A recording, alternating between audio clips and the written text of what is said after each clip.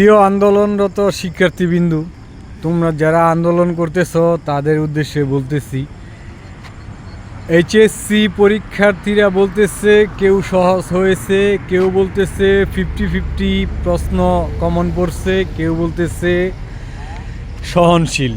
যারা পড়ালেখা করতেছে তারা সঠিকভাবে উত্তর দিতে পারতেছে, যারা কম পড়ালেখা করতেছে তারা এই বিষয়ে কনফিউজ বোধ করতেছে। এখন যারা আন্দোলন করতেছ তাদের উদ্দেশ্যে বলতেছি, যার শিক্ষামন্ত্রীর পিছনে সময় ব্যয় না করে তোমরা পড়ালেখার দিকে মনোযোগ দাও, এবং তোমরা যে বৃষ্টির মধ্যে ভিজে পড়ালেখা বাদ দিয়ে আন্দোলন করতেছ, এবং তোমরা আন্দোলন করতেছ প্লাস মনে করো যে পদত্যাগ দাবি করতেছ, এর বিষয়ে তোমরা একদমই মাথা না ঘামিয়ে অবশ্যই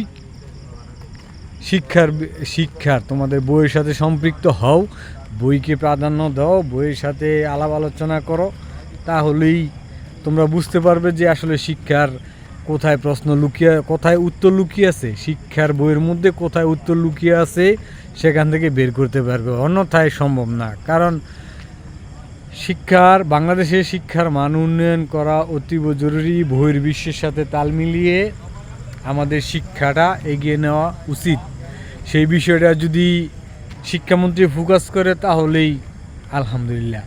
আর যদি তোমরা লেখাপড়া এখন বৃষ্টির কারণে পরীক্ষা দিতে পারতেছ না, তোমরা আন্দোলন করতে পারতেছ, সেইখানে হলে প্রশ্ন, তোমাদের মেধার প্রশ্ন সেইখানেই প্রশ্নবিদ্ধ।